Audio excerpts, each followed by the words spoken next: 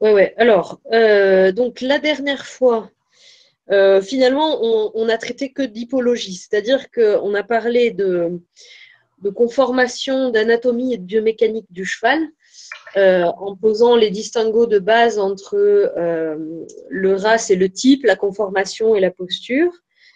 Et donc, bon, après, la conversation était un petit peu partie en vrille, mais ça, c'est tout à fait normal.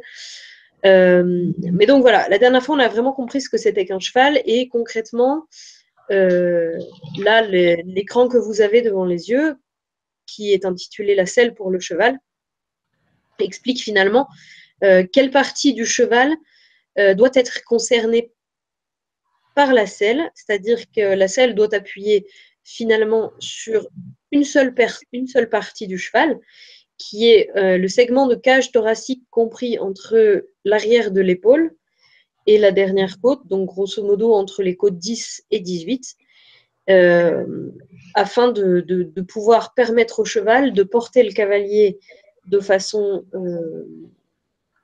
comment dire, la plus facile possible, et ceci en respectant sa biomécanique fondamentale. Donc, si la selle est cantonnée à cette seule partie portante de la cage thoracique, concrètement, elle doit permettre au cheval d'avoir une avant-main pression, puisque l'avant-main, on l'a vu d'un point de vue biomécanique, lui sert à s'équilibrer et à se diriger. Et tout le segment lombaire qui est le récepteur et le transmetteur de base de l'énergie mouvement en avant qui sont créés par les postérieurs. Donc, pour libérer l'avant-main et l'arrière-main, la selle doit être correctement positionnée derrière l'omoplate du cheval et non pas sur l'omoplate ou sur le garrot comme c'est trop souvent le cas. Et être aussi d'une longueur adaptée à la cage thoracique du cheval, à savoir qu'elle ne doit pas dépasser derrière la dernière côte, puisque les vertèbres lombaires sont dotées d'apophyses transverses qui sont très, très larges, que dans la région lombaire, on a également des muscles très puissants, à savoir en superficiel le carré des lombes et en dessous des parties du dorsal, du grand dorsal, du long dorsal et surtout les psoas qui sont les fléchisseurs de l'arrière-main. Donc, si la selle vient impacter ces muscles-là, l'arrière-main dysfonctionne, le cheval ne peut pas engager correctement son arrière-main, ne peut pas engager ses postérieurs, et donc ne peut pas correctement porter son cavalier dans un mouvement en avant qui est cohérent. La selle doit également libérer complètement le processus épineux. Donc, le processus épineux, on l'a dit la dernière fois, mais je répète, c'est l'ensemble des apophyses verticales qui s'érigent au-dessus du corps des vertèbres thoraciques, mais aussi tout le système ligamentaire qui va autour, à savoir le ligament supraépineux et les ligaments paraspinaux, qui permettent les jeux de flexion et d'extension, ainsi que de rotation et donc de flexion latérale de la partie thoracique du cheval. Je reviens très brièvement là-dessus.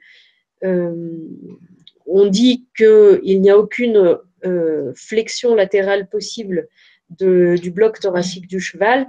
C'est relativement vrai, mais dire qu'il n'y en a pas du tout, c'est pour le coup très faux, puisque les vertèbres ont une possibilité de rotation qui va entre l'omoplate et la dernière côte de 7 à 9 degrés selon les angles articulaires. Donc, il y a quand même une rotation, donc une inflexion possible à ce niveau-là. Et donc, la selle, pour permettre tout ce jeu du processus vertébral, du processus épineux, doit avoir une largeur et une profondeur de gouttière qui soient suffisants. Alors là, on le voit sur le PowerPoint, j'ai parlé de chambre de garrot. Très fréquemment, ce que l'on voit sur les selles, c'est que la gouttière dans la partie basse de la selle est suffisamment large. Donc, comme je disais, pas dit qu'on est là, allez, hop, c'est reparti. D'accord. Donc, oui, ce que je disais, c'est que la gouttière est assez souvent suffisante sous le siège et sous le trousseau de la selle, mais autour du garrot, là où le processus épineux est souvent plus large, notamment à cause des muscles dits spinalis, qui sont les parties antérieures du groupe érecteur spiné, on aurait littéralement besoin d'une chambre de garrot beaucoup plus large. Et c'est là que trop souvent des selles pêchent. Quand on passe la main le long des matelassures dans la gouttière, contre la colonne vertébrale, on se rend compte que très fréquemment, il y a un dégagement insuffisant. Ce que ça crée, c'est des appuis sur des points réflexes qui sont les mêmes que ceux que l'étalon va utiliser pour faire camper la jument. Or, une jument qui campe, c'est une tige vertébrale en extension et pas en flexion, comme dans le mouvement de portée. Donc, c'est un cheval qui dégage son arrière-main. C'est un cheval qui ne porte pas. Et là, tu dis... Je suis désolée, Claire, je ne comprends pas ce que tu dis. Tu dis ça pour la jument, mais qu'en est-il de l'ondon ou de l'étalon? Ils ont aussi les mêmes points réflexes? Ah oui, oui, bien sûr. Ce que je dis, c'est que c'est un point réflexe qui est commun à tous les chevaux, en fait. Si on appuie très précisément à cet endroit-là, à la base du garrot, de part et d'autre du processus épineux, on fait creuser le dos à n'importe quel cheval. On voit la tête qui remonte, l'encolure qui se met à l'envers, pour reprendre un vocable populaire, dirons-nous. Finalement, en fait, c'est les cervicales qui se mettent elles aussi en extension au lieu d'entrer en flexion, et donc toute la tige vertébrale se creuse au lieu de s'étendre. Et c'est l'extension qui est le mouvement que l'on va rechercher en premier dans le mécanisme de portée du cheval. Donc grosso modo, on se rend compte là qu'on a une limite centrale à la distribution du poids du cavalier. On a une limite avant, une limite arrière, et puis forcément on a une limite sur les côtés aussi, puisque le poids du cavalier vient s'exercer depuis le haut vers le dos du cheval comme ça. C'est-à-dire que les selles qui vont avoir des matelassures qui vont être très larges et très écartées ne vont pas nécessairement permettre une bonne répartition du poids sur leur tranche externe. Pourquoi? Parce que tout simplement, le cheval n'a pas une cage thoracique assez large. Donc il y a des selles avec des gouttières extrêmement larges et des matelassures extrêmement larges qui ont été conçues soi-disant pour répartir de façon optimale le poids du cavalier sur le dos du cheval. Concrètement, ça ne sert à rien du tout. C'est une ineptie ergonomique dans la mesure où peut-être que ça fonctionnera sur certains chevaux avec un dos large, mais ça ne fonctionnera absolument pas sur des chevaux avec une cage thoracique étroite et donc une capacité à supporter un poids qui s'exerce dans un sens vertical depuis le haut vers le bas, finalement assez réduite. Donc en fait, la largeur de la gouttière et des matelassures doit, comme tout le reste de la selle, précisément correspondre à la largeur des parties présentes sur le dos du cheval, que ce soit la largeur du processus épineux pour la gouttière ou la largeur des muscles dorsaux et de la partie supérieure de la cage thoracique pour les matelassures. Voilà. Donc la distribution, cette question de distribution du poids du cavalier sur le dos du cheval est régie précisément par les caractéristiques physiques de chaque individu en présence. C'est-à-dire que quand on réalise ça, on se dit très bien qu'on ne peut pas imaginer sceller de la même façon un cheval avec une cage thoracique étroite, mettons comme certains lusitaniens, par exemple, qui sont souvent très étroits pour peu qu'ils ne soient pas obèses, ce qui est assez souvent le cas aussi. Comme, je ne sais pas, un croisé comtois, par exemple, ou un bon gros selle français normand, qui aura une cage thoracique très très ronde, avec des muscles dorsaux très larges, et donc forcément une surface portante, pas forcément dans la longueur, mais aussi dans sa largeur, largement supérieure au type de cheval cité précédemment. Donc voilà en ce qui concerne la répartition du poids, parce que c'est le but premier de la selle. La selle permet au cheval de porter le cavalier en préservant ces parties, ces parties qui lui sont vitales dans le mouvement. Mais il y a un autre paramètre qu'on oublie très très souvent, c'est l'ancrage de la selle, à savoir le positionnement des contre-sanglons par rapport à la conformation de la cage thoracique du cheval. La sangle se positionne sur la partie basse du sternum, donc la partie caudale, et cette partie caudale, en fonction de l'orientation de la cage thoracique et du sternum du cheval, dépasse plus ou moins de l'arrière des coudes du cheval. Donc il y a des chevaux qui ont un passage de sangle très reculé, d'autres qui ont un passage de sangle très avancé, plus ou moins large, plus ou moins marqué.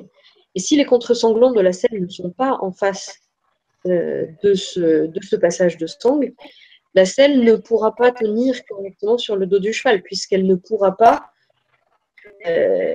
donc elle ne sera pas ancrée comme il faut. Le risque, si la selle n'est pas ancrée à l'endroit où elle est supposée être mise, c'est que le cheval, par son mouvement de balancier latéral de la cage thoracique, va pousser sa sangle vers l'avant et la sangle va entraîner la selle sur les épaules du cheval. Donc, même si on a une selle qui est parfaitement adaptée à la conformation des surfaces portantes sur le dos du cheval, que la gouttière est suffisamment large, etc., si le sanglage n'est pas adapté à la conformation du cheval, on peut complètement foirer l'adaptation de sa selle. Voilà pour l'explication de cette diapo. Donc, on va passer à des images assez parlantes. Là, vous voyez un même cheval et une même selle, mais une selle qui est positionnée différemment entre la première photo et la deuxième photo. Sur la première photo, la selle est avancée sur le garrot et les épaules du cheval. La sangle est plaquée contre les épaules du cheval également. Et ce qu'on réalise en voyant cette photo, c'est que le quartier part vers l'avant et que le pommeau se retrouve au-dessus du trousquin du cheval.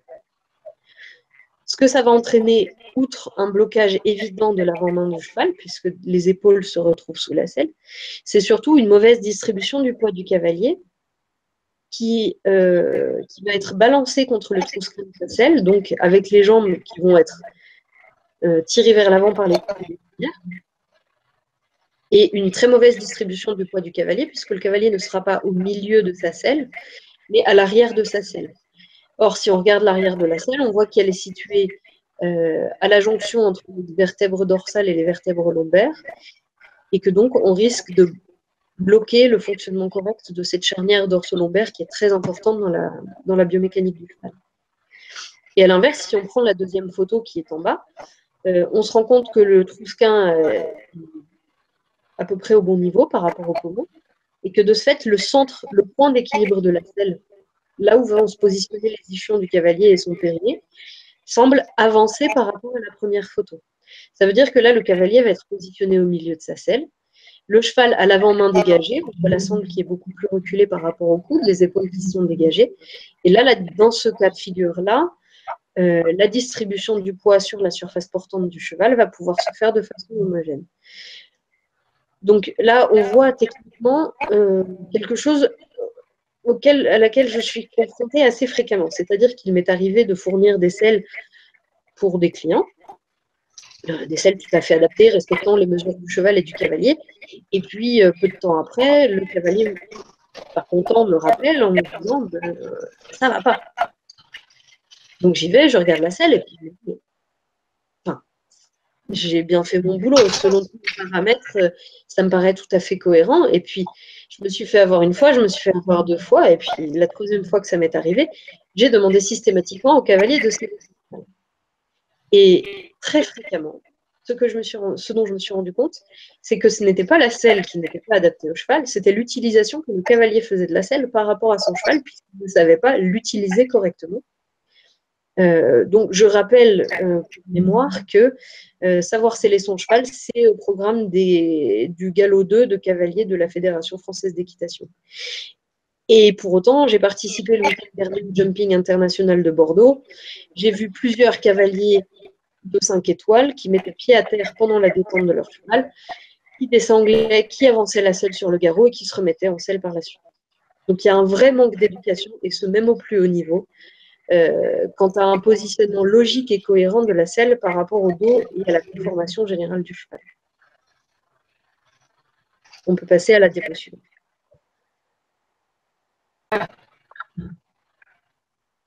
Voilà, donc là, on a deux photos qui montrent, donc à gauche, sur le cheval noir, une selle qui a un angle d'arcade de garrot qui est trop serré par rapport aux épaules. Et sur la photo de droite, un angle qui est cohérent par rapport à l'orientation de l'omoplate du cheval.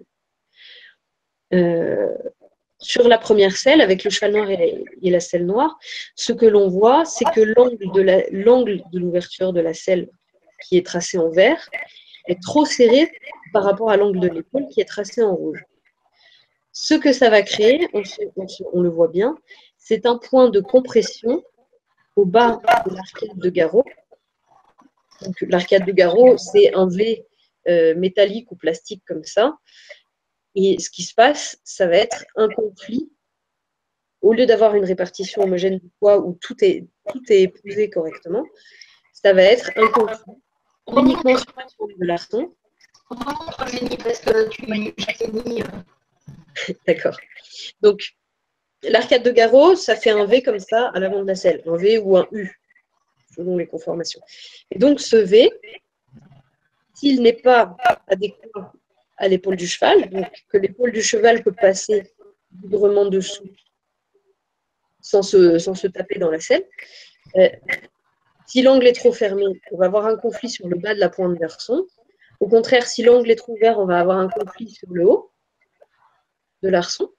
Et ce que ça va créer dans un cas comme dans l'autre, donc une selle trop large comme une selle trop étroite, ça sera une gêne pour le mouvement des omoplates du cheval. Dans les deux cas, une selle trop étroite comme une selle trop large, cela va aussi engendrer des problèmes d'équilibrage pour le cavalier. Mais bon, ça, on y reviendra un petit peu plus tard dans la partie suivante de la conférence que je vous prépare. Donc, quand vous regardez votre selle sur le dos de votre cheval, assurez-vous déjà qu'elle est bien positionnée et essayez de situer le haut de l'omoplate. Essayez de repérer l'arcade de garrot de votre selle. Alors, si vous n'avez pas une selle monocartier, en soulevant le quartier de la selle, vous pouvez voir une sorte de petite poche qui s'appelle un chausson, dans laquelle est glissée la pointe de la patte de l'arçon, et cela vous aidera à visualiser où se situe l'arcade de garrot de votre selle. Et donc, cette arcade de garrot doit être parallèle à la coiffe scapulaire, donc vers le haut de l'épaule du cheval. Voilà. Tu peux passer à la diaporama suivante. Enfin, à la diapositive suivante. Voilà les questions d'équilibre. Donc, le premier schéma qui se situe en haut à gauche est légendé équilibre trop sur l'arrière. Un équilibre trop sur l'arrière, vous le voyez, c'est ce qu'on avait par exemple avec la selle mal positionnée sur le cheval alezan tout à l'heure. La selle était trop avancée sur son dos, donc le trousquin était trop bas. Et le poids du cavalier n'était pas centré dans la selle, mais positionné trop en arrière. Donc on voit le point de compression qui ne va pas s'exercer sur les vertèbres de la base de garrot qui sont les plus fortes, mais sur les vertèbres dorsales basses, à savoir les 16, 17, 18, on va dire. Et dans ce cas, risquer d'engendrer des problèmes de locomotion de la part du cheval. Ça peut venir le cas donc d'une selle mal positionnée. Cela peut venir d'une selle trop serrée pour le cheval à l'avant, puisque l'arcade de garrot sera par rapport à l'angle de l'épaule, ne descendra pas épouser correctement les épaules du cheval, et dans ce cas, le poids du cavalier sera complètement reculé, basculé sur l'arrière. C'est aussi quelque chose que l'on voit dans le cas d'une selle qui est mal équilibrée, avec des matelassures qui ne font pas bien leur travail, et qui ne rétablissent pas l'équilibre du dos du cheval. Ce que l'on va voir sur un cheval scellé, du moins avec un dos creux, ou sur un cheval avec un équilibre très montant, dont la pointe du garrot serait largement au-dessus de la croupe, comme c'est le cas chez les chevaux de sport modernes. Ensuite, vous avez un deuxième schéma à droite, qui est légendé équilibre trop plongeant. On voit les petites flèches qui indiquent un mouvement de bascule de la selle. Une flèche qui indique que le pommeau plonge et une autre flèche qui indique que le pommeau se relève. C'est très fréquemment le cas sur des selles trop larges ou avec des matelassures insuffisantes, cette fois-ci à l'avant de la selle. Dès que le cavalier met du poids dans les étriers, on voit la troisième flèche qui indique la pression que la jambe exerce via le pied sur l'étrier. Donc, ce genre de cas de figure, on le voit très particulièrement au trot enlevé, où on voit la selle qui trotte enlevée littéralement avec le cheval. Donc, ce cas de figure-là, c'est très dommageable parce que ça met systématiquement le cheval sur les épaules. Ou alors, au mieux, ça lui fait affaisser le garrot et relever l'encolure. Au pire, ça le fait vraiment, vraiment se mettre sur les épaules et c'est très inconfortable pour lui comme pour nous. Ensuite, le troisième schéma, qui est légendé en anglais avec even pressure, bridging et rocking. ça indique les défauts de répartition des matelassures. Donc, sur le premier schéma, on a l'image d'une matelassure qui exerce des pressions parfaitement homogènes sur l'ensemble du dos du cheval. Ça va être ce que l'on recherche. Donc, pour savoir si la selle exerce des pressions similaires de l'avant à l'arrière du dos du cheval, on peut tout simplement passer la main entre la matelassure et la selle, une fois qu'elle est posée, entre la matelassure et le dos du cheval, une fois que la selle est posée dessus. Le deuxième cas de figure, c'est une selle qui présente des appuis à l'avant et à l'arrière de la selle, et au centre, il n'y en a pas. Donc, on a une répartition du poids qui est discontinue et des pressions qui sont renforcées à l'avant et à l'arrière. En figure, ça symbolise un appui au centre de la selle avec un pommeau et un trousseau stable. Donc, c'est une selle qui va passer son temps à faire balançoire sur le dos du cheval. Quelque part, ça pire.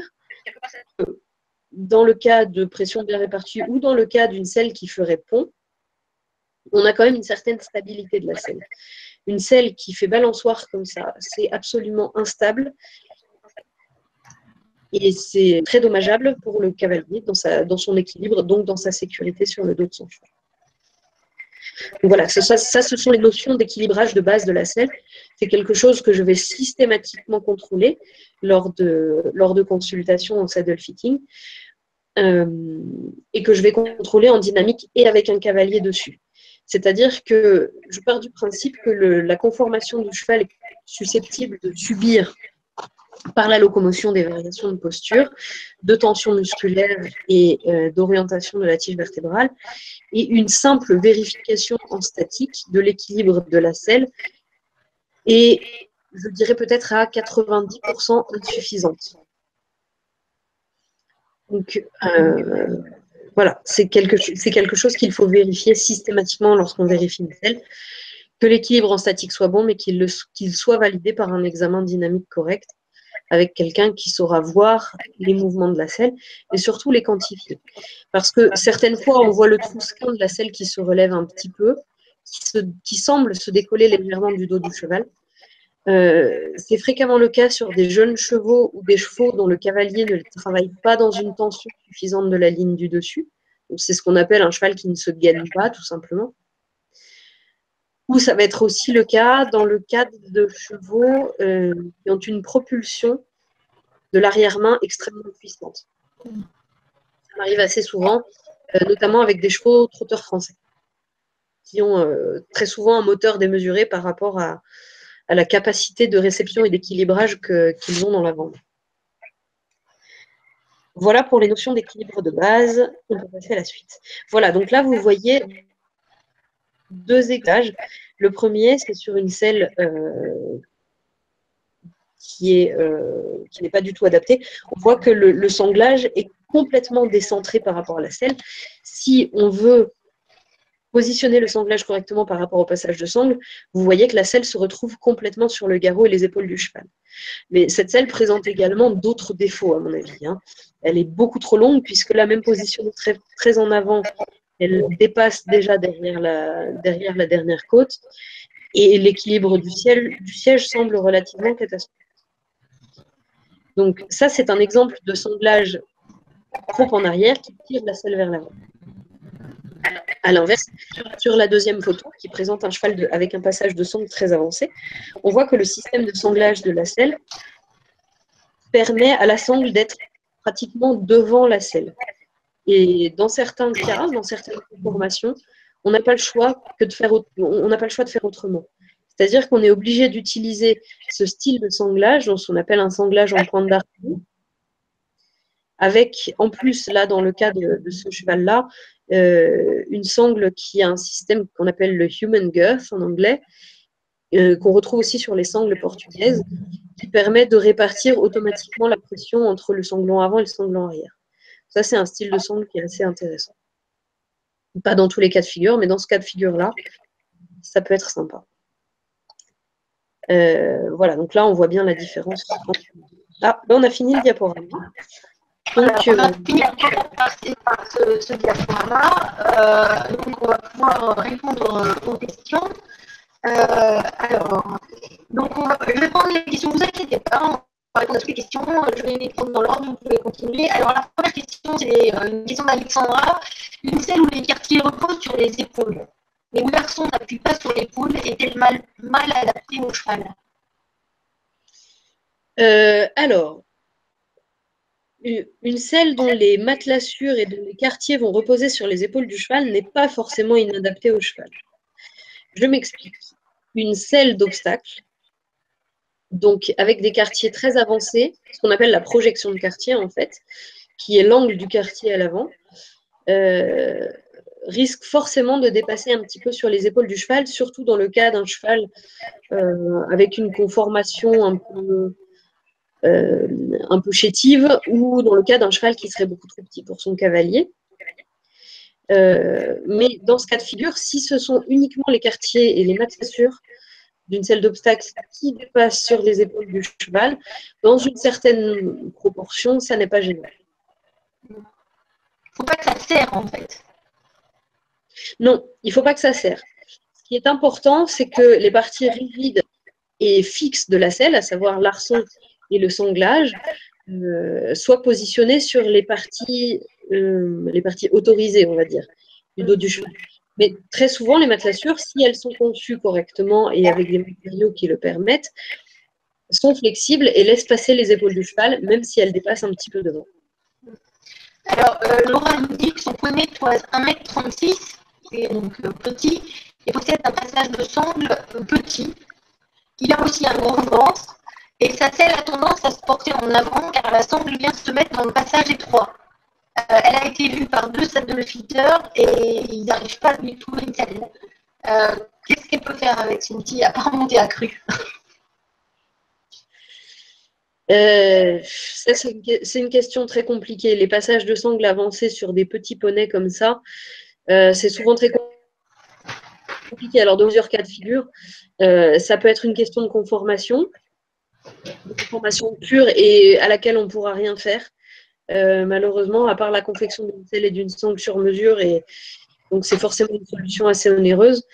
Ça peut être un problème d'embonpoint, et chez les poneys, c'est quelque chose à ne pas négliger. Parce que très souvent, les problèmes de sangle et de selle qui avancent, ça vient d'un cheval trop gras et pas assez musclé. Et ça me permet de passer enfin au dernier point, qui est une question de posture de la part du cheval. Donc, dans le cas d'un cheval qui ne soutiendrait pas correctement son avant-main, qui ne serait pas assez gainé dans sa musculature. Et là, c'est très souvent un problème, comment dire, c'est le serpent qui se mord la queue, parce que là, on a un poney qui est insellable, qui aurait besoin d'être scellé pour être travaillé, et pour autant, on ne peut pas le sceller. Donc, il appartient vraiment aux professionnels qui encadrent cette jeune fille de faire la part des choses entre ces 3 cas de figure. À la jeune fille également, peut-être d'examiner ses objectifs avec son poney et peut-être aussi son budget, malheureusement. Et puis, de tester.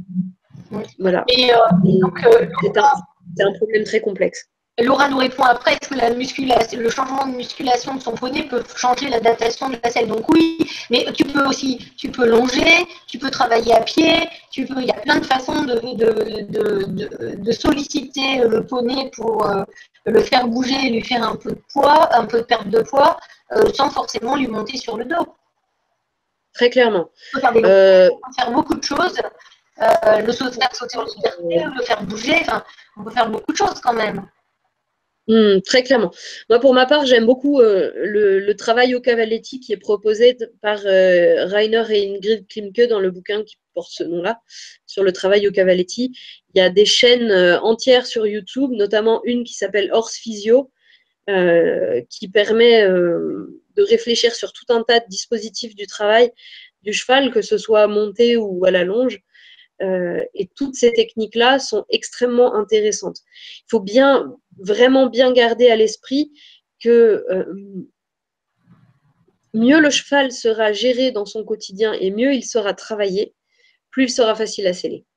Très sincèrement, j'ai beaucoup moins de problèmes avec des chevaux de cavalier pro qu'avec des chevaux de cavalier amateur. Parce que les chevaux de cavalier pro, ils ont une vie extrêmement cadrée. Leur apport nutritionnel est très mesuré et surtout, ils ont un travail qui est mené par des cavaliers consciencieux, techniques et surtout sur une base régulière. Le cheval d'amateur qui vit au pré, qui subit les saisons et qui est monté une fois de temps en temps pour faire youpi tagada dans la plaine, ou même avec des objectifs un peu plus sportifs, mais sans avoir un cadre de vie et de travail très très contrôlé, sera toujours beaucoup plus compliqué à sceller. Et malheureusement, ça va souvent de pair avec des petits budgets, des petits niveaux techniques, des gens qui ne sont pas encadrés. Et malheureusement, à part éduquer les cavaliers, il n'y a pas grand-chose à faire. Oui, après, tu sais, la problématique aussi que les cavaliers amateurs sont justement pas des pros, donc ils ne peuvent pas forcément monter tous les jours. Là, je vois, j'ai eu un contrôle, enfin, j'ai eu la visite veto hier et je m'inquiétais de la perte de poids de mon cheval sur l'hiver. Elle me dit, bah, c'est normal, on a eu un hiver froid. Donc, moi, je pense que mon cheval, il a perdu 100 kilos entre septembre et maintenant. Oui, énorme, bien sûr. Mais ça, c'est un cas hyper classique.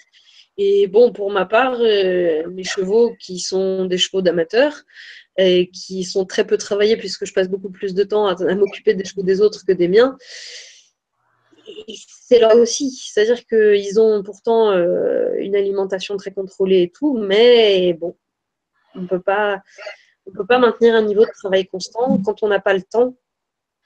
Donc, après, c'est des choix à faire. Et c'est surtout une conscience à avoir. Parce que même si on n'a pas le choix, ou du moins qu'on pense ne pas l'avoir, il faut avoir conscience de tout ça.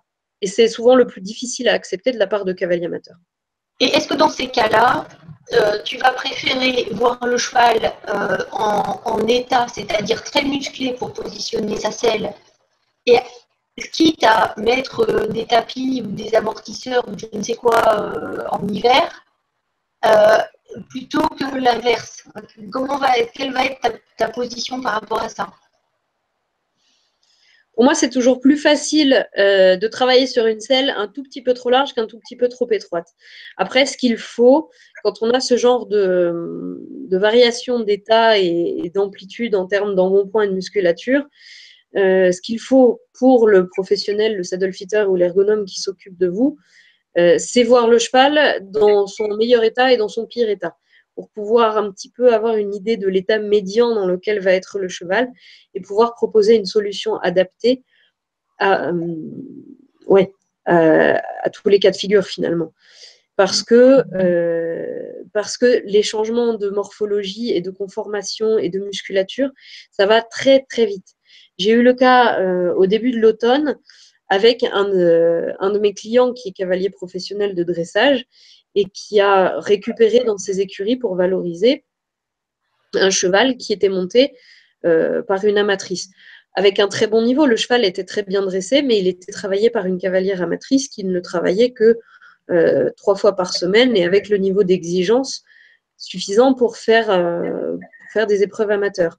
Or, le cheval avait un gros potentiel et ils se sont dit qu'ils allaient essayer de l'entraîner plus pour aller vers le haut niveau. Ce qui s'est passé, c'est que j'ai vu le cheval début octobre, on a fait un premier réglage, j'ai vu le cheval fin octobre, entre-temps, il a eu un traitement ostéopathique, un changement d'alimentation et 2 semaines de travail avec un cavalier différent. Le réglage que j'ai proposé 3 semaines plus tard était radicalement opposé à ce que j'avais fait 3 semaines avant. Ça peut aller aussi vite que ça. Donc, dans ce cas-là, il faut être préparé, malheureusement, à investir financièrement dans plus de conseils et dans plus de présence et d'encadrement professionnel quand on n'a pas soi-même la capacité à gérer son cheval au quotidien de façon régulière. Et une fois que tout ça est bien cadré, en revanche, une fois qu'on a des solutions pour tous les états physiques du cheval et que le professionnel maîtrise et qu'il est capable de vous donner l'adaptation en fonction du tapis, de l'amortisseur, du correcteur, de la sangle, etc., de tous les accessoires qui vont faire que votre selle peut fonctionner, ou même d'un changement d'arcade de garrot entre l'hiver et l'été, alors là, vous êtes paré et vous pouvez gérer vous-même. De toute façon, je considère que mon métier, c'est ça, c'est simplement d'apprendre au cavalier à analyser correctement sa monture, de lui fournir une solution matérielle et surtout de lui donner l'autonomie et la connaissance nécessaire à gérer lui-même avec un suivi, disons, un suivi épisodique pour qu'au final, il puisse se débrouiller sans que ça lui coûte des milliers et des cents. Il y a des saddle-fitters qui reviennent tous les 6 mois, voire tous les 3 mois dans certains endroits, c'est préconisé comme ça. Je trouve que c'est une aberration. Enfin, non, c'est une rente. Je suis un peu bête de dire ça si je voulais gagner des sous, en fait. Mais... Donc, en fait, ce que tu dis, que penses-tu justement de ces selles où on peut tout changer, où on peut changer l'arçon, où on peut changer ceci? Qu'est-ce que tu en penses de tout ça? Ah ben, moi, je suis complètement pour. Comme je le disais à l'instant, je suis pour tout ce qui va donner un maximum d'autonomie à la personne, enfin, que ce soit au propriétaire ou au cavalier du cheval, peu importe qui est la personne qui le gère, mais que la personne qui monte et qui gère le cheval au quotidien puisse se débrouiller de façon sensée et raisonnable. Après, attention, quand on ne connaît pas les conceptions de ces selles, quand on ne connaît pas bien le cheval, qu'on n'a pas la grille d'analyse nécessaire, c'est extrêmement dangereux de pouvoir y bidouiller soi-même si on n'a pas la capacité à comprendre comment ça fonctionne. Donc en général, et vous allez sur le site de Wintec, par exemple, pour citer la marque la plus célèbre en termes d'auto-adaptabilité, Wintec préconise absolument, pour le réglage de ces selles, de faire dans un premier temps appel à un saddle fitter ou un sellier professionnel qui soit formé aux techniques de l'ergonomie d'une part et aux spécificités de conception de leurs selles d'autre part, pour pouvoir adapter les selles au mieux pour les dos des chevaux. C'est-à-dire que je parlais de Wintec à l'instant, pour moi c'est une très bonne marque de selles, c'est une excellente conception, mais contrairement à ce qu'une communication de la part du grossiste qui distribue Wintec en France il y a quelques années a voulu nous faire croire, ça n'est absolument pas une solution miracle. Et je pense que de plus en plus de personnes commencent à s'en rendre compte. C'est-à-dire que Wintec va très bien à certains chevaux et à certains cavaliers et ne va pas du tout bien à d'autres. Ça n'est pas fait pour. Alors, je vais continuer un petit peu dans les questions qu'il y a eu. Alexandra nous pose une question plutôt pratique. Si l'on monte une côte en se mettant en position d'équilibre pour alléger le dos du cheval, pensez-vous que ce soit normal que le trousquin se soulève? Alors, si le trousquin se soulève lors de l'appui prolongé sur les étriers que suppose la position d'équilibre, non, ça n'est pas normal. Cela indique que l'avant de la selle plonge, forcément. Ça veut dire que soit la selle est trop large, soit il y a un problème d'équilibrage de la matelassure, un arçon qui est trop creux par rapport au dos du cheval. Enfin, il y a plusieurs possibilités. Mais quoi qu'il en soit, avec un cavalier en suspension, la selle devrait rester quand même positionnée correctement sur le dos du cheval. Alors attention quand même à une chose, j'ai quand même vu, malgré un réglage optimal de la selle, certains cavaliers qui avaient eux-mêmes des problèmes posturaux qui entraînaient de la part de la selle un comportement qui n'était pas normal. Et dans ce cas-là, seule une éducation correcte du cavalier dans sa posture peut y faire quelque chose. C'est-à-dire que la selle peut être la mieux réglée, la mieux adaptée possible au couple cheval-cavalier selon les normes de l'ergonomie. Si le cavalier ne sait pas se servir de sa selle correctement, on ne peut rien y faire. Alors, toujours pour rester sur cette idée d'équilibre, Sophie nous demande concernant l'équilibrage de la selle, je ne suis pas sûre de comprendre comment on vérifie l'équilibrage des matelassures. Donc, est-ce que tu peux réexpliquer ça? Alors, l'équilibrage des matelassures, comment dire, il y a deux paramètres à prendre en compte. Le premier paramètre, c'est le posé homogène et harmonieux des matelassures sur le dos du cheval. C'est-à-dire que les matelassures doivent faire contact sur toute la surface portante du dos du cheval. Donc de l'arrière de l'épaule jusqu'à la dernière côte, et ce, en évitant la colonne vertébrale. Donc ça, c'est la base de l'équilibrage de la matelassure. Ensuite, la matelassure va permettre d'équilibrer l'arçon et donc le siège, donc le cavalier sur le dos du cheval. Donc une matelassure qui n'est pas équilibrée correctement et qui comment dire, qui entraînerait un déséquilibre de l'arçon, donc un déséquilibre du siège, donc un déséquilibre du cavalier. Ça n'est pas une bonne matelassure, même si la densité est correcte et qu'il y a une répartition homogène sur le dos du cheval. Mais alors, ça, c'est quelque complexe. Et je vais dire, même à mon niveau d'expérience, je m'y reprends assez fréquemment à 2 fois pour équilibrer proprement une matelassure. Donc ça, c'est absolument pas quelque chose qu'un cavalier peut apprendre à gérer, même avec des notions correctes de saddle fitting.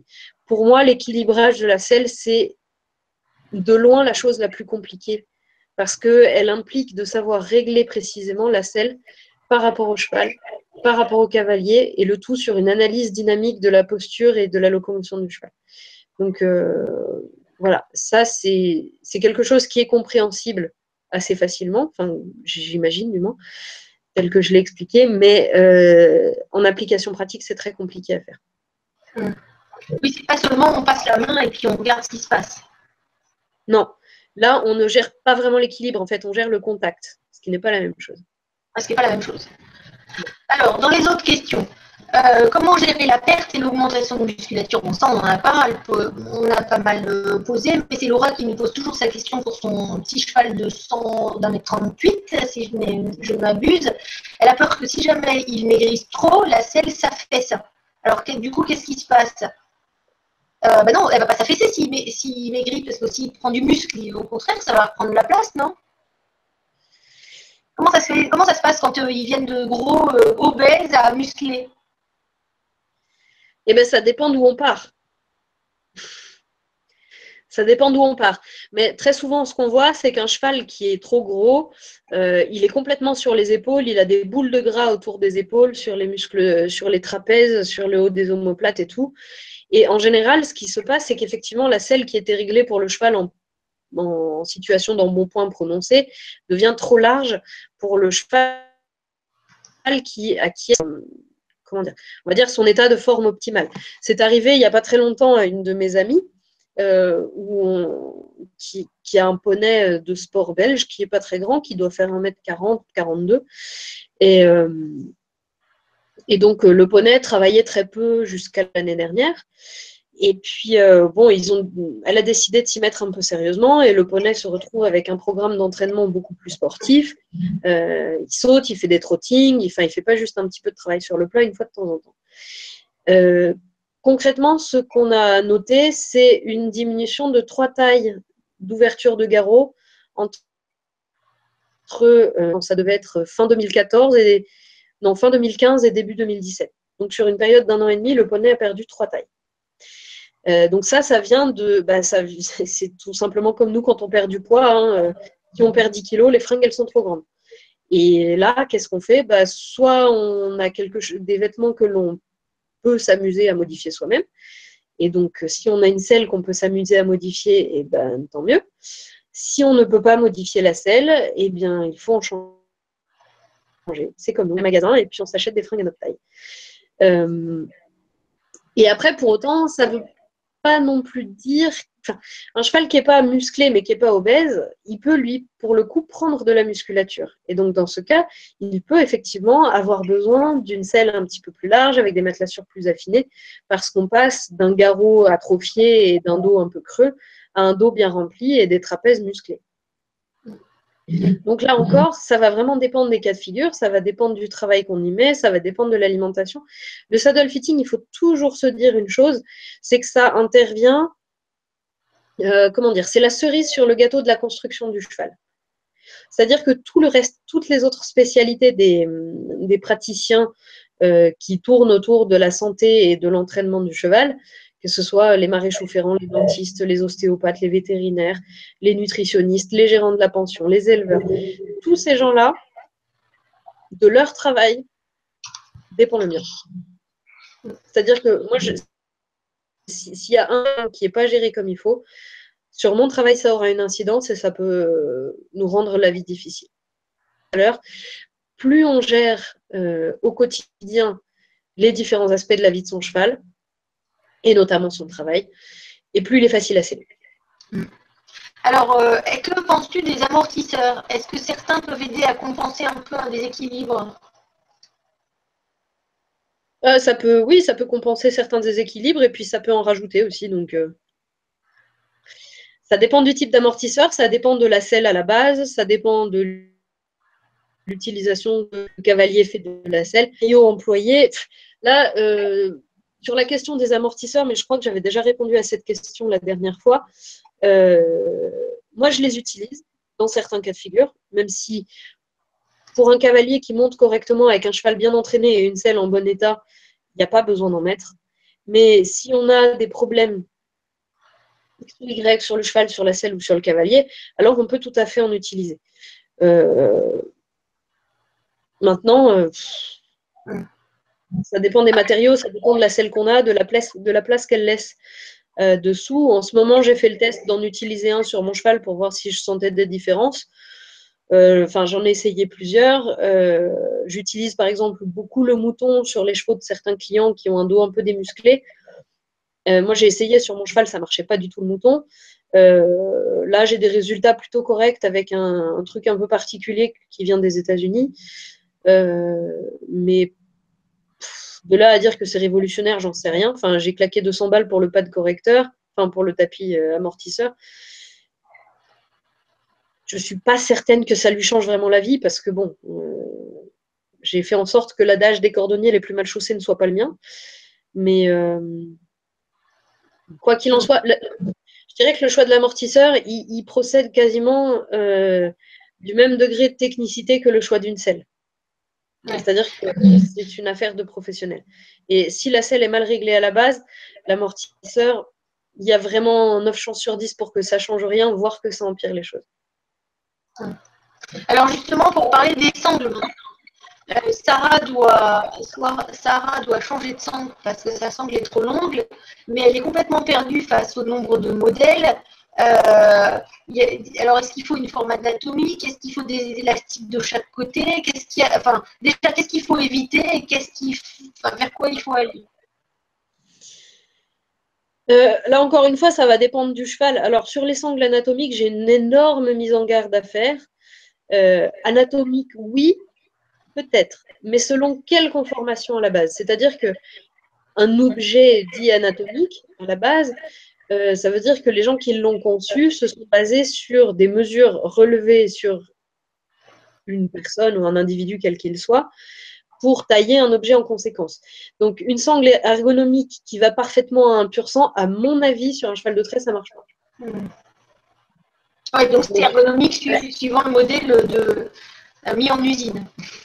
Tout à fait. Donc, en fait, pour moi, l'emploi des adjectifs ergonomiques ou anatomiques ou je ne sais pas quoi, quand c'est accolé à un produit dans un catalogue, sans plus de détails et de description, c'est uniquement en termes de marketing. Et souvent, ça permet de rajouter quelques dizaines d'euros au produit à la base. Alors, Perrine a posé la question sur les arçons flexibles, mais quelque part, tu as déjà répondu à cette question en disant que c'était bien suivant les chevaux, en tout cas que quelquefois tu préconisais aussi ça. Oui, alors les arçons flexibles, ça encore une fois, c'est quelque chose d'extrêmement compliqué parce que c'est pareil, c'est un terme qui, marketingment parlant, fonctionne très très bien. Disons que ça dépend d'une part du degré de souplesse. Alors, est-ce qu'on parle de flexibilité? Est-ce qu'on parle de souplesse? Est-ce qu'on parle d'élasticité? C'est pas la même chose d'un point de vue physique. Ensuite, ça va dépendre du poids du cavalier qu'il y a dessus. Moi, quelqu'un qui dépasse les 75 kg, jamais de la vie, je lui mets un arçon flexible. Pourquoi? Tout simplement parce qu'il va plier l'arçon en deux et qu'il va se retrouver assis directement sur le processus épineux du cheval. Et de toute façon, la problématique des selles sans arçon, c'est pas fait pour les cavaliers lourds. Et puis ça dépend aussi du cheval. Je sais qu'un arçon flexible, sur un cheval qui a beaucoup de mouvements et qui a une action très rapide, ça décale complètement le cavalier par rapport au mouvement de son cheval. C'est forcément une très très bonne idée. Là, il y a une question de dynamique, il y a une question de quantification dynamique qui est encore complètement inexistante, qui se base complètement sur l'empirisme, les tests de certains fabricants et de certains constructeurs. Et ça fonctionne dans certains cas, mais ce qu'il faudrait, c'est avoir le cahier des charges qui a présidé à la conception des produits pour savoir précisément à quoi ça correspond. Et aujourd'hui, je sais très bien que, mais je pense que beaucoup de gens le savent aussi, il y a beaucoup de concepts qui sont lancés sur le marché de façon un petit peu olé olé. Il faut bien avoir en mémoire que le marché de la sellerie et du matériel d'équitation de façon générale, c'est un marché qui est sursaturé, où il y a plus d'offres que de demandes. Et donc, du coup, tous les fabricants, quels qu'ils soient, sont prêts à tout, et même aux trucs les plus gros et les plus fantaisistes, juste pour se démarquer et réussir à vendre. Donc, ils jouent sur l'effet de mode, mais de façon, c'est très rare qu'en réalité, il y ait quelque chose de réellement scientifique dans la conception ergonomique des produits. Alors, pour aller toujours dans les questions, j'ai encore une question sur les maclassures. Je ne comprends pas comment je peux voir la qualité du contact si pour passer ma main entre le dos et la maclassure, je dois soulever la selle. Donc, il n'y a plus de contact. Mais alors, c'est sûr qu'à expliquer comme ça, c'est un tout petit peu compliqué. En réalité, on doit avoir de l'avant à l'arrière de la selle la même pression sur le dos de notre main que sur la paume de notre main, laquelle paume va être posée sur le dos du cheval et le dos de notre main contre la selle. Et on ne doit pas avoir d'endroit où on sent que la main bloque ou que la main accélère. Très, très, très schématiquement, c'est ça.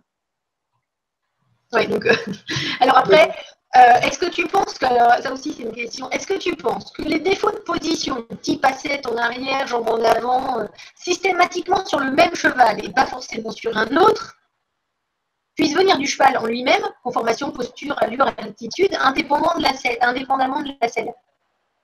Oui. C'est-à-dire qu'on peut avoir une selle très bien équilibrée et qui correspond au cavalier, mais si on a un cheval qui est complètement sur les épaules, qui a une conformation avec laquelle on n'est pas compatible, c'est tout con à dire, hein, mais une toute petite nana avec un bassin super étroit qui va faire 1m40 sur un énorme Irish Cob obèse, concrètement, elle n'a pas l'ouverture de hanche nécessaire pour monter un cheval comme ça en ayant une position correcte. C'est impossible. Donc, effectivement, il y a des défauts de position qui viennent soit du cheval en lui-même, soit de l'inadéquation de la monture au cavalier et indépendamment de la selle. Eh bien, pour l'instant, il n'y a pas d'autres questions. Alors, allez-y, posez vos questions sur les selles. Toutes ces questions-là, c'est extrêmement compliqué et il faut vraiment avoir en tête toutes les variables des différents paramètres pour savoir qui de l'œuf ou de la poule fait que. Oui, pas simple. Pas simple. Alors, on en avait parlé ensemble, Eugénie.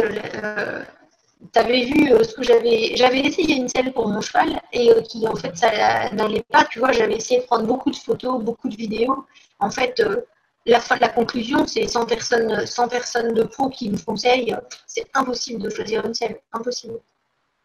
C'est vraiment. C'est pas impossible. C'est pas impossible parce que ça m'arrive de rencontrer des gens qui me font vérifier leur selle alors qu'il n'y a aucun problème. Donc, il y a des gens qui ont de la chance, il y en a d'autres qui ont du bon sens, il y en a qui ont les compétences nécessaires et qui réussissent à trouver une selle adaptée sans l'aide de quelqu'un. Mais concrètement, et c'est pas pour vendre ma boutique, hein, disons que j'ai permis à des personnes d'acquérir de nouvelles connaissances vis-à-vis de leur cheval, de leur selle et de leur équipement, peut-être dans 90% des cas, 95, allez, % des cas, à chaque fois que je faisais une consultation. Et c'est pour ça qu'il y a un réel besoin de formation, non seulement des professionnels de la sellerie, donc que ce soit les gens de magasins de sellerie, que ce soit les commerciaux en sellerie des grandes marques, que ce soit les saddle-fitters indépendants qui parfois ne sont pas assez formés. Et moi, la première, hein, je n'ai pas énormément d'expérience et j'en apprends tous les jours. Mais il faut aussi beaucoup plus de formation pour tous les professionnels qui encadrent la pratique équestre, à commencer par les moniteurs et les instructeurs. Et les cavaliers professionnels, naturellement. Alors, ces gens-là ne sont pas assez formés. Après, c'est leur métier, en effet. Il y a une question de Pauline. Une fois que la selle est adaptée, Qu'en est-il du suivi par rapport à l'évolution physique du cheval? Ce suivi est-il plus important pour les chevaux ayant une selle sur mesure? Quel est d'ailleurs ton avis sur le sur-mesure? Alors, pour moi, la notion de sur-mesure, bon, j'imagine qu'il y a, comme d'habitude dans le milieu équestre, une grande majorité féminine dans les participants à la conférence ce soir. Mettons oui, que vous... d'ailleurs, je pense qu'il n'y a que des femmes. Qu'est-ce que tu dis? Il n'y a que des femmes. Ben voilà. Mettons que vous vous mariez. Donc, vous allez, si vous êtes raisonnablement stressé, vous y prendre, on va dire, 8 mois à l'avance. 8 mois à l'avance, vous allez commencer à chercher votre robe. Et puis, les préparatifs du mariage avançant, au bout de 6 mois avant, vous avez trouvé votre robe. Si vous avez beaucoup d'argent, vous avez fait une conception complètement sur mesure. Si vous avez un budget raisonnable, vous vous êtes tourné dans l'adaptation d'un modèle déjà existant qui aura été fabriqué selon vos mensurations à vous. Concrètement, en sellerie, le premier cas de figure, à savoir la conception d'une selle complètement originale, complètement sur mesure et qui ne se base pas sur quelque chose déjà existant, c'est rarissime. Même chez Hermès, ça ne se fait pas. C'est pour dire. Enfin, si, ça se fait si vous avez 45 000 euros. Pas moins. Mais des cavaliers qui ont 45 000 balles, j'en connais pas beaucoup. Donc, vous êtes là avec votre robe de mariée, et puis vous êtes 6 mois avant le mariage, et puis là, le stress monte un tout petit peu. Deux solutions. Vous faites partie de ces personnes que, personnellement, j'envie beaucoup, qui, en cas de stress, maigrissent. Moi, quand je suis stressée, je grossis, comme une autre part de la population. Donc, vous allez avoir soit une évolution vers un amaigrissement, soit une solution vers un enrobage progressif. Dans un cas comme dans l'autre, si vous ne faites pas super gaffe à votre poids et que vous ne comptez pas vos points Weight Watchers tous les jours, il est fort possible que à la livraison de la robe, mettons 15 jours, 10 jours avant le mariage, il y ait des dernières retouches à faire. Soit. Le jour J arrive, votre robe vous va parfaitement, etc. etc. Et puis, je ne sais pas, mettons que pour une femme, elle va avoir 2 enfants, et puis qu'un jour, sa fille qui a 8 ans lui dit « Ah, maman, essaye ta robe de mariée ». Sauf que la maman, depuis, elle a mangé des croustibates et des frites avec ses enfants et qu'elle s'est un peu relâchée sur la tenue du régime et qu'elle n'a pas eu le temps de faire son petit sport. Bon, la robe de mariée, si déjà elle arrive à passer les jambes dedans, c'est bien. Et puis, dans un autre cas de figure, il y a une personne qui, après une longue maladie, une longue dépression, divorce et puis décide de remettre sa robe parce qu'elle se remarie et puis quand même, il faut faire des économies. Et là, la robe lui est trop grande. Pourtant, on était sur une conception faite sur mesure à un moment donné. Il ne faut pas oublier qu'on travaille sur du vivant. Et le vivant, sa principale caractéristique, c'est l'évolution. Donc, en fonction des chevaux, en fonction du travail qu'on y met, ça bouge. En fonction des selles que l'on choisit, ça bouge plus ou moins vite. Pour ma part, j'ai vite fait le tri. Il y a des selles, des marques qui évoluent trop vite. Et je les ai faites tester par plusieurs cavaliers. Pour certains, ça va bien, mais il y en a d'autres pour lesquels les usages trop intensifs, comme pour des clubs hippiques par exemple, ne correspondent pas à la conception de la selle. Et du coup, la selle, même dans l'adaptation aux chevaux, elle se déforme trop rapidement. On a des arçons trop souples, on a des matelassures trop épaisses avec une quantité de matériaux trop souples. Donc moi, je me suis rendu compte qu'en travaillant sur des arçons un petit peu plus rigides dans leur élasticité et avec des matelassures plus fines et plus denses, on avait beaucoup moins de problèmes dans l'évolution du matériel. Donc, ça nécessitait un suivi moindre. Concrètement, plus on augmente dans le budget et moins on a de suivi à faire derrière. C'est un peu comme une voiture. Si on achète une petite voiture cheap d'occasion, il y a quand même beaucoup de chances pour que ça nous coûte cher en main-d'œuvre, en réparations diverses et variées. Si on achète une voiture neuve chez Toyota qui a le meilleur service après-vente de toute la terre entière, Enfin, franchement, je dis ça parce que j'ai une Toyota et que j'ai pu l'expérimenter. Les mecs, ils m'appellent au garage pour me faire des réparations gratuites alors qu'il n'y a aucun problème. C'est quand même fantastique. Et oui, on n'a pas de problème. Parce qu'on a investi et qu'on a des professionnels top of the pop derrière, quoi. Alors, justement, on va continuer dans les questions. Ouais, j'en prends encore deux et puis après, il va falloir que j'y aille parce que j'ai Top Chef à finir de regarder. Ok. Alors, il y a Constance qui nous dit, donc au final, de manière générale, et je dis bien de manière générale, un cavalier de club lambda qui veut bien faire, mais qui ne peut pas contrôler grand-chose sur le cheval, vouloir améliorer quelque chose, c'est donner de la confiture à un cochon, malheureusement. Pauvre Constance. Non, mais on a une question qui relève la question de Dominique, qui sera donc notre dernière question ce soir et qui est très liée aussi à ce que j'ai vécu moi, parce que c'était une Gaston Mercier que j'ai essayé. Que pensez-vous du concept des selles Gaston Mercier qui recule le centre de gravité? Ah, c'est marrant, on a eu cette question-là aussi la dernière fois. Alors, les selles Gaston Mercier, si on lit bien leur argumentaire commercial, elles veulent positionner le cavalier au-dessus de la 13e dorsale. La 13e dorsale a été annoncée par Dominique Gignot comme étant la clé de voûte du dos du cheval, à savoir l'endroit où convergent les points de force et l'endroit où le cheval est le plus apte à porter son cavalier. Alors, il y a deux choses dans cet énoncé. La première, c'est que la 13e vertèbre n'est pas toujours la clé de voûte du dos du cheval. La vertèbre anticlinale, à savoir la base du garrot, la vertèbre la plus basse, ça peut être, et surtout sur les chevaux de sport modernes, la 14e, parfois la 15e, et sur certains chevaux qui ont un dos un peu défoncé, la 12e. Donc là, on part d'une généralité qui est un peu problématique sur la base. Et ensuite, ça part aussi d'une utilisation, comment dire, d'une réappropriation individuelle d'un concept général. C'est-à-dire que cette vertèbre anticlinale, si une selle est bien positionnée et équilibrée et choisie pour le couple cavalier-cheval, elle mettra toujours le cavalier au-dessus, quelle que soit la selle. Donc ça n'est absolument pas propre à Gaston Mercier. C'est un peu comme si moi je disais parce que je suis là ce soir pour parler du saddle fitting, que j'ai inventé le saddle fitting. Ce qui est complètement faux parce que la personne qui a inventé le saddle fitting, c'est la personne qui un jour s'est posé des questions sur l'ergonomie de la selle sur le dos du cheval. Et c'était probablement quelques années avant Jésus-Christ. Pour moi, c'est un argument marketingement intelligent, mais plutôt fallacieux. D'accord, donc pour toi, en fait, il n'y a pas de différence entre les selles Gaston Mercier et les autres.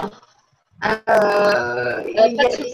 y a des selles partout, il y a des selles qui reculent le cavalier ou qui. Enfin, c'est pas une question de marque. Non. Non, les selles Gaston Mercier ont des conceptions bien spécifiques, mais pas celles. Ok, alors quelle est-elle? C'est un peu compliqué à dire parce qu'il faudrait vraiment que je les rencontre pour tout maîtriser de leurs selles, que j'aille visiter leurs ateliers. Concrètement, ils ont travaillé sur une enfourchure qui permet une grande verticalité du cavalier et ils ont travaillé sur une forme d'arçon qui utilise un ancrage non pas par des pointes d'arçon, mais par un locage autour du garrot. D'accord.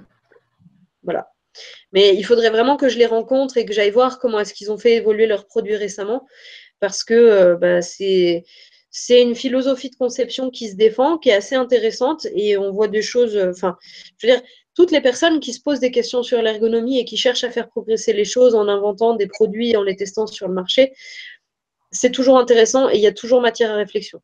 Après, il y a des conceptions qui fonctionnent et d'autres qui ne fonctionnent pas. Moi, je travaille avec Stuben. Stuben a sorti il y a 2 ans ou 3 ans une selle qui s'appelle l'Equisoft, qui se base sur un arçon fendu en deux pour suivre le mouvement alternatif latéral du dos du cheval. Concrètement, ça ne marche pas. Et c'est plus facile de faire du saddle, enfin, je vais dire de saddle fité. Quel type de selle? Une selle de dressage, une selle d'endurance, une selle de saut? C'est plus facile de fitter d'une part un matériel qui nous parle, À savoir que, par exemple, moi, je connais pas du tout les selles western ou les selles australiennes. Je suis pas du tout à l'aise avec ça. Je connais pas les fabricants, je connais pas les arçons. C'est des selles qu'on trouve très très peu par chez nous. Donc, concrètement, je suis une bille avec ça. Je sais dire si ça va ou si ça va pas, si ça répartit correctement le poids. Mais bien mal m'en viendrait de vouloir absolument conseiller un cavalier sur l'emploi de telle ou telle selle. La plupart des saddle fitters en France, et c'est un peu le reproche qui nous est fait, c'est qu'on travaille avec des selles anglaises. Oui, sauf qu'effectivement, la plupart des gens en France montent avec des selles anglaises et que les autres, c'est des marchés de niche. Concrètement, avec ça, il ne faut pas rêver, on est des professionnels, notre but, c'est de gagner notre vie aussi. Ouais, donc toi, en premier, tu as ta plus grande expérience. Ta plus grande expérience, c'est les selles de CSO, les selles de dressage. Les deux? Ça dépend. Franchement, ça dépend. Il y a des cavaliers de dressage avec lesquels je suis très mal à l'aise parce que je ne comprends pas du tout ce qu'ils veulent. Il y a des cavaliers de CSO, pareil. Il y a des cavaliers d'endurance. Alors, les cavaliers d'endurance, j'ai quand même beaucoup de mal, mais j'ai beaucoup de mal parce qu'ils ont une gestion très, très particulière de leur cheval et qu'ils ont un rapport technique à leur cheval qui n'est pas le même que celui qu'on va retrouver dans les disciplines olympiques. Pour autant, là, je travaille en ce moment avec quelques cavaliers d'endurance, mais qui sont des cavaliers très réfléchis et qui ont vraiment beaucoup de recul sur la gestion de leurs chevaux en tant que sportifs, parce que ce sont des cavaliers qui tournent à haut niveau. Ça va. J'arrive à comprendre certaines choses, mais il y a des fois où je me suis plantée en beauté sur des cavaliers d'endurance, tout simplement parce que j'avais sous-estimé le fait que après une 90, il laissait les chevaux 3 semaines au repos derrière, et qu'on est sur un métabolisme de pur sang arabe, et que parfois le métabolisme de pur sang arabe, ça se confond avec celui d'un Shetland, qui est capable de prendre ou de perdre 150 kilos le temps de cligner les yeux. Entre le début et la fin d'une 130, le cheval, il a perdu 15 litres de flotte, 20 litres de flotte. Donc, c'est juste énorme. La conformation des muscles, la tonicité du dos, la posture, elle n'a plus rien à voir. Mais d'ailleurs, en endurance, on a tous des Bien sûr. Mais c'est complètement justifié. Bien sûr. Et c'est complètement justifié. Après, il y a beaucoup de spécificités sur cette discipline. Et comme moi, je ne pratique absolument pas l'endurance en tant que cavalière, je ne connais pas. Je maîtrise pas, donc j'essaye de me renseigner. Je suis allée lire des forums, je suis allée rencontrer des cavaliers, je suis allée voir des entraîneurs, des vétérinaires. Mais c'est extrêmement compliqué. Moi, à titre personnel, je suis une cavalière amatrice, je fais un petit peu d'obstacles, un petit peu de dressage, un petit peu de trek, j'ai fait vaguement de la rando. Bon, j'ai touché un peu à tout à mon niveau, hein.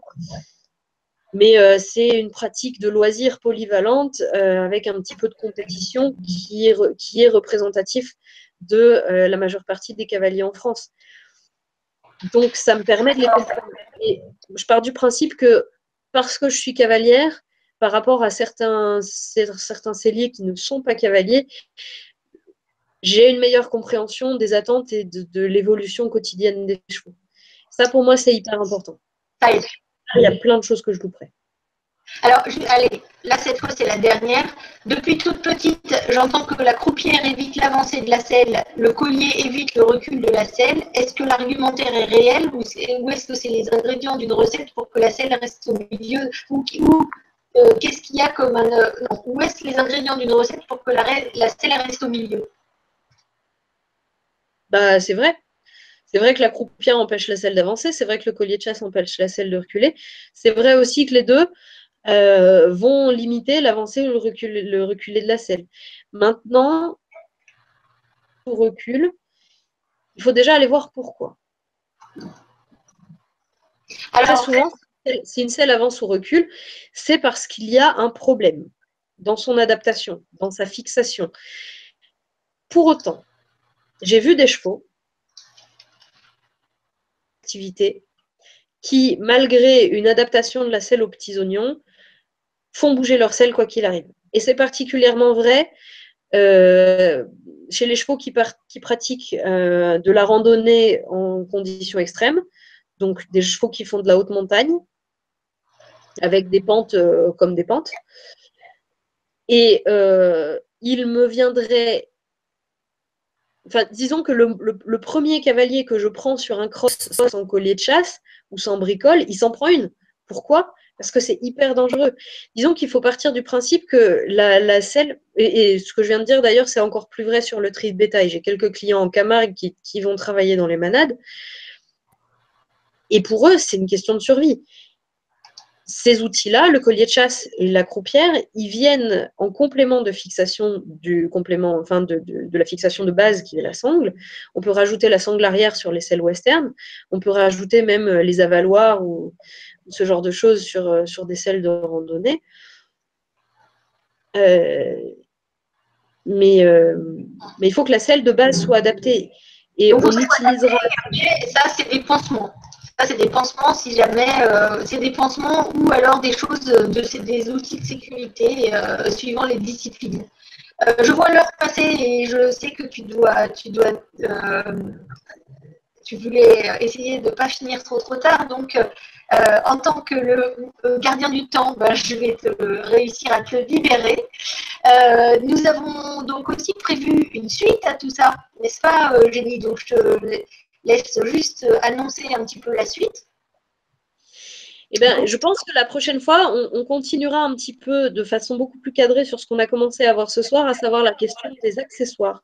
Le choix des accessoires, tapis, amortisseurs, etc. Et puis après, j'aimerais bien, éventuellement, dans une autre suite, peut-être parler un petit peu de la selle par rapport au cavalier, des questions de posture. Enfin, je suis relativement... La posture du cavalier, ça serait intéressant que tu en parles parce que tu en as parlé à plusieurs reprises. Alors, moi, je vais faire aussi une proposition.